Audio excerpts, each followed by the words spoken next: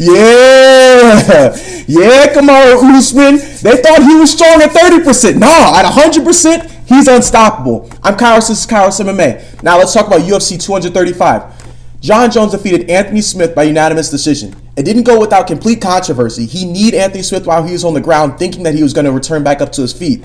Herb Dean had no choice but to take away 2 points. Prior to that, he was destroying him from start to finish, establishing range, hitting him with attacks. I thought he was going to get a submission later on in the fight, but it turned out he didn't. Tyron Woodley lost his title to Kamaru Usman by unanimous decision. From start to finish, Kamaru Usman imposed his will. He mixed it up from the clinch to grappling to takedowns to ground control and was delivering relentless strikes to the body over and over and over again. It seemed like Tyron Woodley had no answer to the pressure. Kamaru Usman was zeroed in from the beginning of the fight and didn't let up. He has a pace that I have never seen before. 30% Usman is scary, but 100% Usman full throttle is unstoppable. And I use unstoppable all the time, and it's starting to lose its meaning. So guess what? I'm not using it anymore. Except for Kamaru Usman. Kamaru Usman is a problem. Now, the fight before that, Robbie Lawler lost to Ben Askren by submission in the first round due to Bulldog choke. Robbie Lawler was able to slam Ben Askren on his head in the first 30 seconds of the fight and start raining down shots on him. But Ben Askren maintained composure, got up to his feet,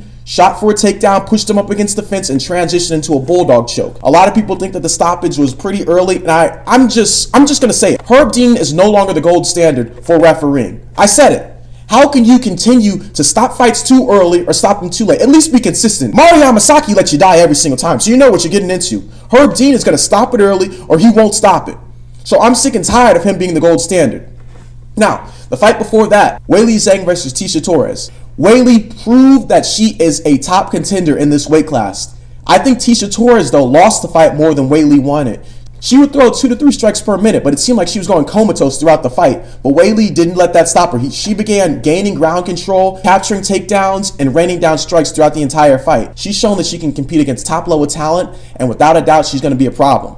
However, hopefully they don't forward that progression too fast because there's some contenders in this weight class who would absolutely cause some problems for her. Another fight that I want to talk about is Cody Garbrandt versus Pedro Munhoz. Pedro Munhoz absolutely brought a fight to Cody as well as Cody brought a fight to him. And it seemed like it was going to be an action-packed fight until Cody Garbrandt just decided he was going to wing right hands throughout. From that point on, it was good night Irene. Cody was landing flying knees throughout, but Pedro Munhoz remained composed and was countering based off of Cody Garbrandt's right hand. He would sit and wait for him to wing the right and then throw his over top, similar to what you see a lot of fighters do. Now, he KO'd Cody Garbrandt in the first round, and it was absolutely spectacular.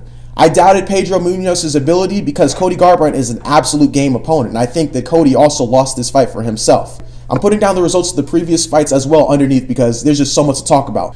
UFC Fight Night 146 is between Derek Lewis and Junior Dos Santos. It should be an interesting fight card. I'm going to do a post-fight fight card for this one, but not a pre-fight one, just because I'm trying to put together a new project for you guys. That being said, Kamaru Usman has become the first ever Nigerian champion in the UFC. Israel Adesanya also has a chance to become the second one coming up soon against Kelvin Gastelum for UFC 236. We're going to have coverage on that one as well. Thank you so much for tuning in. I'm Kairos Bodley, and this is Kairos MMA. Have a great day.